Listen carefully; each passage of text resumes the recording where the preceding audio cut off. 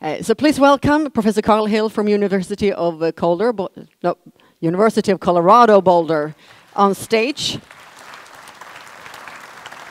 I was just telling the audience that we will have some time for questions and answers afterwards. I think so. And if anyone isn't comfortable with asking questions in English, we will ask them in Swedish, and we will all help to try to translate so you can answer.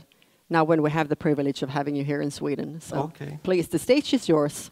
Thank you. And there is a clock, so you can keep track. I'll start mine too.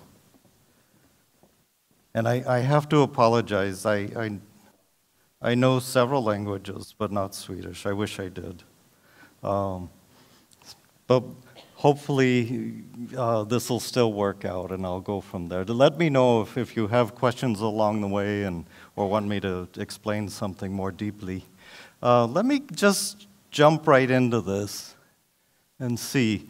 So the title that I have here today, Effective Interventions for Delinquency and Why Don't We Use Them? I went back and forth between that and this, and they're both related. What I'd like to talk about today is preventing violence before it happens in the first place, and using a public health, science-based approach to community safety. So that is the overall theme. I am, as I had been introduced, the Director of Prevention Science at the University of Colorado Boulder, and I'm also a Professor of Psychology and Neuroscience. So let me move in from here. When I first started, when I was asked to give this talk, I sat down on August 2nd to write a draft, and this was the headlines that day. We had 2 mass shootings in El Paso, Texas, and in Dayton, Ohio. And at that point, we thought that 29 people had been killed in those 2 cities. It actually finally was 31 people. So that day that I sat down to begin writing this was another mass shooting. And in fact, it made world headlines. I think it was also here in the Swedish newspapers as well. And one of the things that people talk about is that the worst thing about talking about today's shooting is that you have to use the word today's, because then there's tomorrow's shootings and next week's shootings.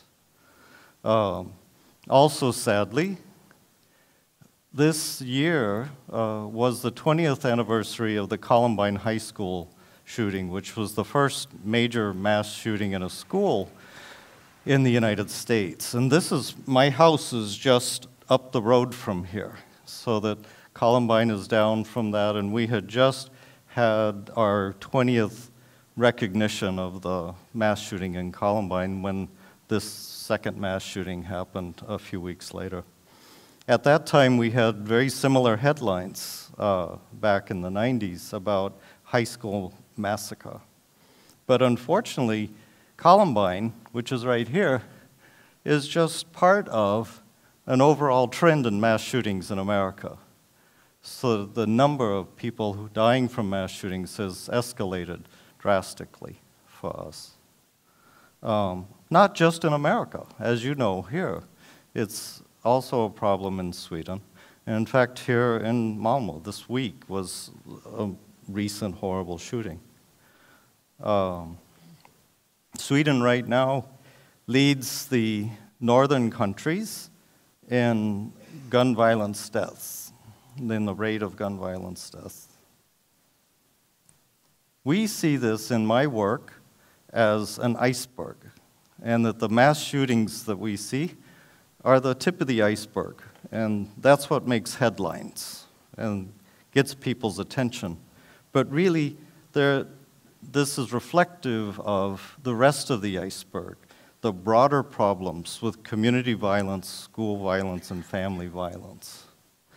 So when you look in the United States, there's actually a firearm death registry, and you can see that the numbers, the top line is injuries, and the bottom line are fatalities, and that every day in America, there is some degree of mass shootings, and that the ones that make the headlines sort of rise above the rest of the mass shootings, the daily mass shootings. So that's the context that I want to talk about. What's frustrating about this is that we have at our disposal a way to reduce community violence from 25 to 30% at this point, but we're not implementing them. I'd like to talk about how do we address the root causes of community violence. There are two common, oh, I just went out. You got me? Keep talking. I can yell. Oh, you got it back. Okay. So there are two common strategies. Oops, it's gone again. I'll just yell. Oh, there it is. There are two, there are two common strategies in addressing, oh, maybe it's the angle of my head. Did you got it? Let's keep going. Okay. Okay, let's do this. So talking about addressing community violence, I was thinking of it this way. Imagine that you have, is it called popcorn in Swedish also? So you have popcorn on the stove, but your job is to make sure that it does not pop. So one strategy is to develop a checklist and say, oh, this one, that one, it's moving around and it's turned gold, and then you take it out. So you could develop a strategy where you try to identify those ones that were at greater risk of popping, and then pull those out. Or another thing that you could do is turn down the heat. And that's what we try to do in my work in community-based prevention, is to turn down the heat, to make it less likely that any one of them will pop next. Turns out we do a very poor job of trying to identify which person is going to go next. I started not in prevention. This is me at a younger age. I started in treatment. I worked in treatment of addiction and violence and depression. And what was difficult for me working in treatment was that no matter how good a job I didn't stop the pipeline of new individuals coming in the door, always. So I found myself working more and more upstream to say, how do I work upstream in youth development and problem prevention to turn off the pipeline so that we would have fewer cases in the long run. And the area that I worked in is called prevention science. So I think of myself as a prevention scientist. Prevention science is a relatively new field. If you look at science, going back 2,400 years, biology, physics, astronomy, medicine were established 2,400 years ago. Prevention science is started maybe 35, 40 years ago. I've been in the field since '94, so almost from the beginning, but not exactly from the beginning. I'm going to talk about two things. What are some basic things that we have learned in prevention science, 6 things in the last 40 years? And the other is, and to talk about what does that mean for communities? What are the implications for action? And then the other is to do community-based prevention, to talk about community-based prevention. So, here's me even younger. Still some gray. And all my career, I've always been asking, how do we create good conditions for children and for adults throughout their life course? One of the first principles that we learned is in order to address a problem, you need to know what its causes are. What are its true causes, not what you think they might be. When you look at a young man in prison or someone who has committed a crime, I'm a life course developmental psychologist. So I study development across the life course. When I see this person, I think at some point he was a baby. Just like not too different from you and me, you know? And at some point along the way, things went differently for him, and you're here and he's not. So what things does science in our studies show made that difference along the way? Certainly experiences that he had in his family. And there are things that we've identified that make a difference in people's family as to how they turn out. But not just in the family. We also find things going on in his school that make a difference in his peer groups and in himself and also in his community. So this was interesting to find out. There was so much emphasis just on the family, and the family's important, but that's not the only thing. Those things that put kids at risk for poor outcomes are called risk factors, and those things that protect them or promote positive behavior are called protective factors. Over that time, well, what are these kinds of things? For example, in the family, high family conflict or child maltreatment or families' attitudes about drugs and crime are risk factors, whereas good family management, opportunities, involvement, and bonding in the family are protective factors. In the school, bullying and violence and drugs, attitudes, are risk factors, whereas opportunities for involvement and rewards for involvement and school bonding and recognition and skill development are all protective factors. In the child, sensation seeking is a risk factor, being excitable. And then having antisocial peers, whereas having good social skills and ability to regulate your emotions are protective. And then in the community disorganization, on the other side, opportunities, involvement, and rewards. So these are the kinds of factors that we have found over time make a difference in child's development. Our goal in prevention is to reduce these factors that put children at risk and to strengthen these protective factors. The root causes, what's interesting is the root causes stretch across all domains, from family to community. And what this means is that if we're going to have a solution, it should also stretch across all domains, so that we should not just focus on one domain. Now, let's move these over. This is interesting. When in the work, I find it all interesting, but in the work we do, we find when you look at gang involvement, we find that how a child experiences family, school, peer, and neighborhood factors all predict whether they join a gang later in adolescence.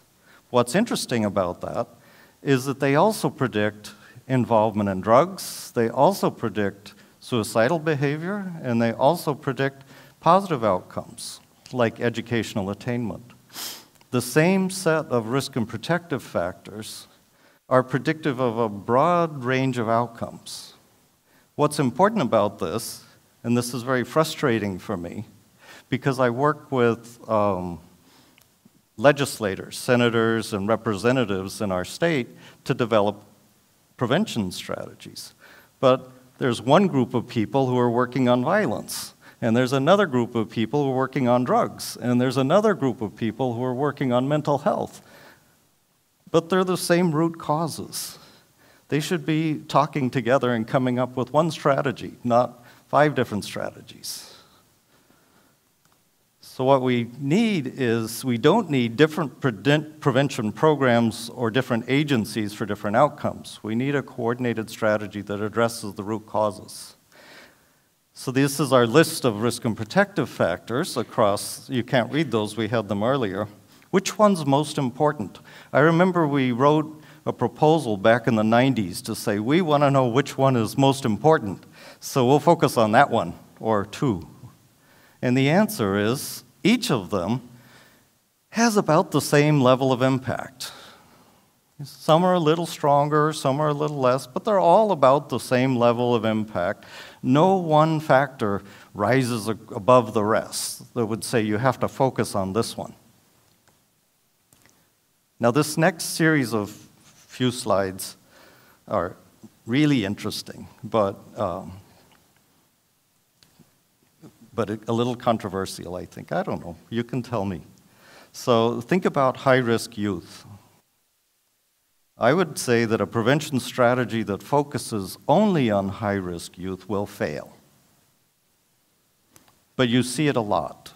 I see lots of prevention strategies that are just identifying high-risk youth and then focusing on those kids. Here's why it will fail. If we take these risk factors and we know that each one has about the same impact, one of the things that we've also learned is that they add up. They're additive. So that if I take in my data and add these up so that a child would get a score from 0 to 32, how many risks did this child experience? I can then use that risk index from childhood and adolescence to predict whether they will commit a robbery or assault in adulthood.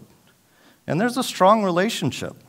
Those kids who experience 25 to 32 of those risk factors, 47% of those kids go on to commit a serious violent offense in adulthood. So you can see why people would focus on those kids, right? In fact, maybe we should only target those kids. Why waste our money on these other kids, right? Well, how many kids are in those groups? That's only 4% of the kids. 4% of the kids are in that high-risk group. So how many of the offenders does that result in? About 9%. So if we only focused on those high-risk kids, we'd only get 9% of the offenders. We would completely disregard the 72% of offenders who came from people at low to moderate risk. In a sense, targeting only high-risk kids is sort of like trying to find which one is going to pop next and deal with that kid. And we're not very good at that, and we're not going to move the needle in community violence. What we do need to do is embed this within what's called a universal strategy, where we're really dealing with improving families, schools, and communities broadly within that community to turn down the heat. One of the things tying it back to this is we need to address this baseline level of violence, the everyday violence that is happening, in order to bring it down. So, quickly, one of the things we learned is that the causes reach across all domains. They affect a wide range of outcomes. They have about the same impact, but they add up. That we can do selective interventions. I'm a big believer in focusing on high-risk kids, but not only doing that, embedding that within a larger universal strategy.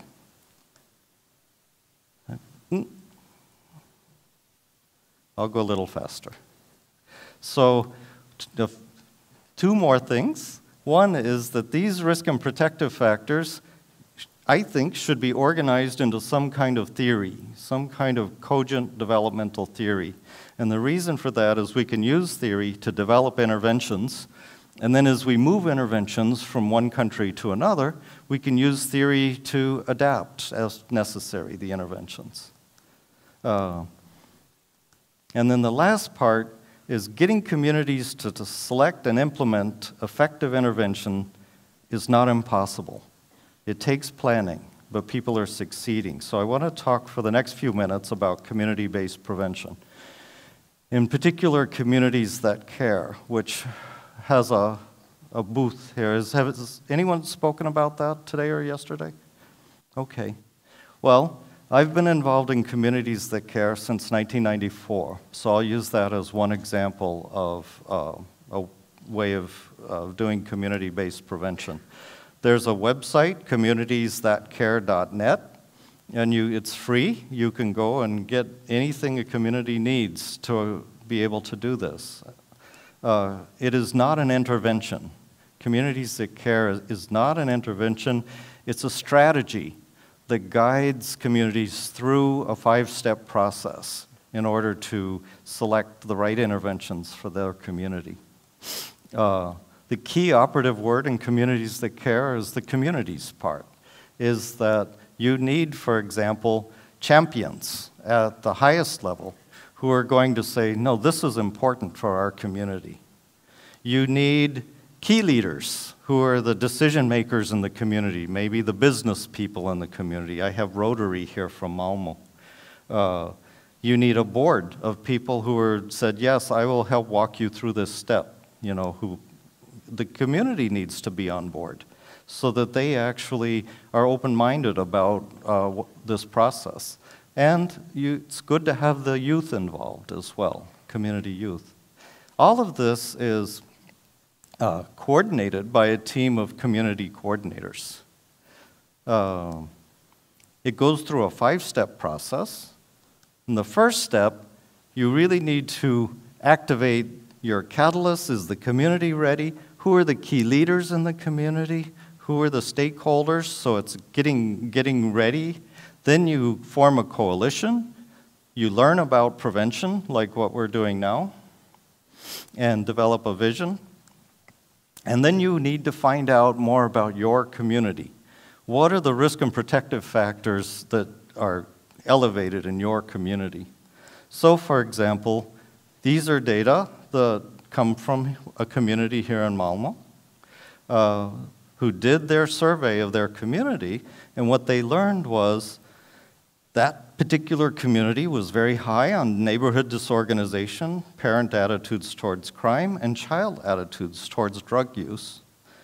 That same community had lower protective factors in terms of few pro-social opportunities in the neighborhood, few pro-social rewards in the family, and low social skills in the kids. So this already tells that community what kinds of interventions might be most important for their community. Different communities have different profiles, so you need to learn what should we focus on in our community in terms of root causes. And then you need to pick programs that work against those root causes. How do community members know what works?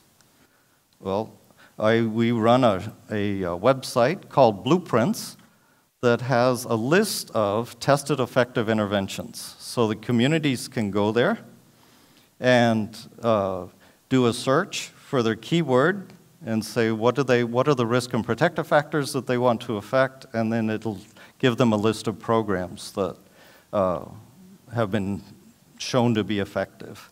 Every program has all of this information about it, so it helps the community decide, do we want to invest in this or not?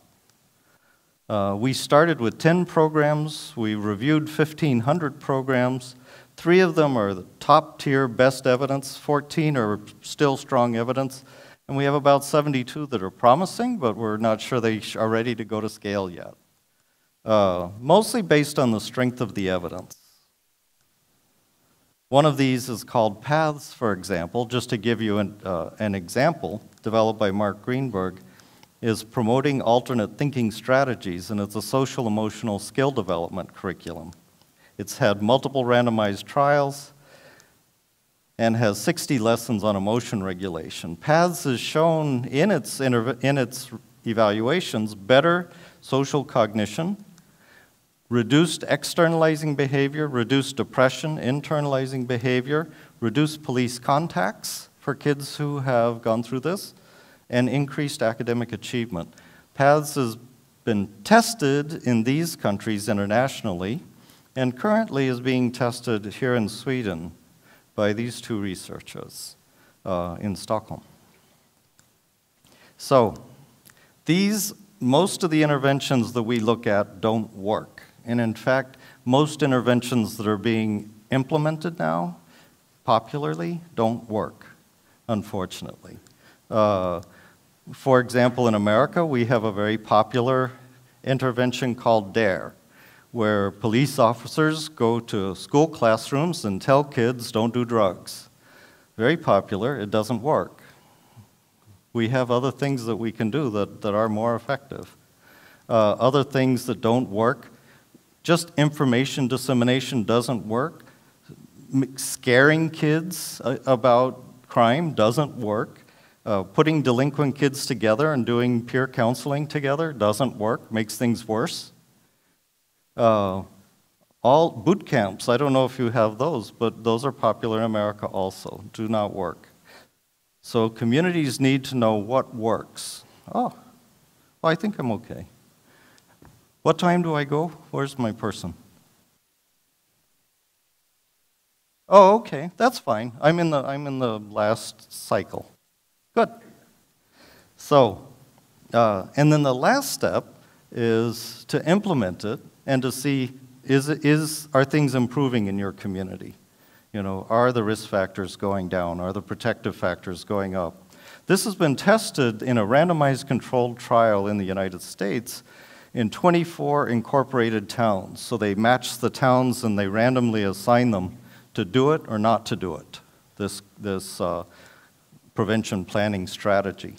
And what they found is those communities implemented a range of different interventions depending on that community.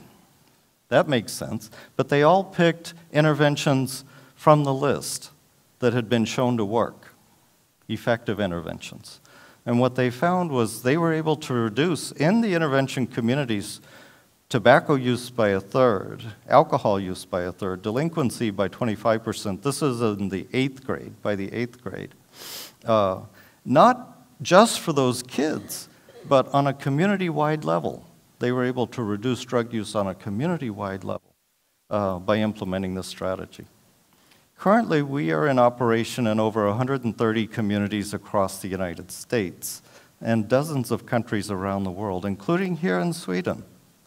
You can go to the Communities That Care website, CTC, and learn more about it here.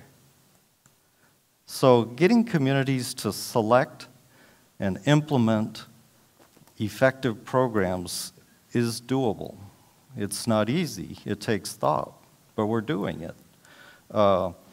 This was the original title that I was asked to speak to, and I came back to that later because this is the harder one. I think that's why I avoided it in the first place, is we have effective interventions. Why aren't we implementing them? There was a movie years ago that had Kevin Costner in a baseball. It was some baseball movie called Field of Dreams. And the tagline from that movie was, if you build it, they will come. Well, that's not true. If you build it, they will say they already have one. Sorry. Or they will say, someone else will come, but then nobody ever does. Or they say, well, they'll get lost along the way. They'll think, yeah, that's a good idea, but then they don't do it. Or they probably just don't know that it exists. And I think we're actually, at least in this kind of work, in my experience, I think people don't know that this strategy exists and that it works. It's been shown to reduce crime and drug use and improve youth outcomes, youth development. We're still a relatively new field. So I work with those communities that are interested in adopting the strategy and getting everybody on board. While we know how to prevent harmful and costly problems, the other problem beyond knowledge is we haven't dedicated the financial resources to do so. Right now, I don't know about in Sweden, but in the United States, 95% of our dollars go to treatment, and 5% goes to prevention.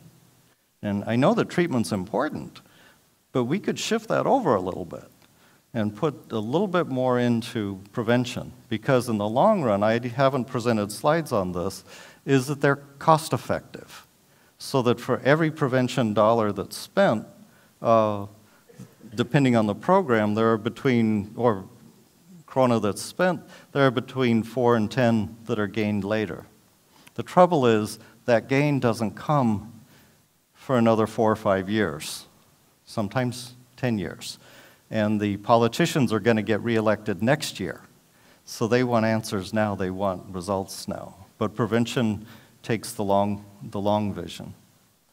So we have at our disposal the means to reduce community violence by 25 to 30% using this sort of systematic community-based planning where you select interventions that work and then monitor it. Globally, including here in Sweden, people are doing this. Also, they are able to pick and implement interventions that work, and they are seeing results. So for me, this is the biggest selling point, is to say other people are doing this. Why aren't you? Why aren't we? Not you, but why aren't we in this community? And they're improving the lives of children and young adults. This is a very positive thing for me, to think of the thousands of people's lives who are benefited from this. When I talk to community members, parents and teachers and police officers, I like to think of 3 take-home messages. 1, everybody has a job to do.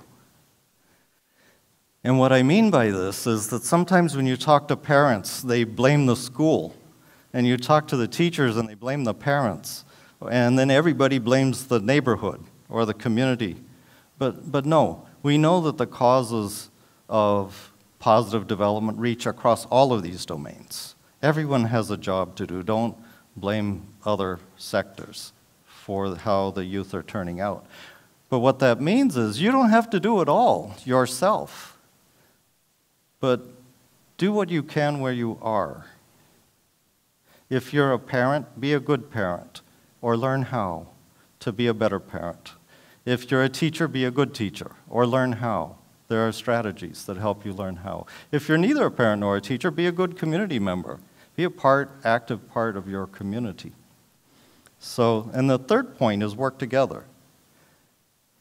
Because no one sector is going to have the solution. But if you have this collaborated process between teachers and parents and the community members, then you'll be more likely to have the effects you want to see. I think that by working together, we can make a difference in children's lives. I've seen it happen, and I thank you.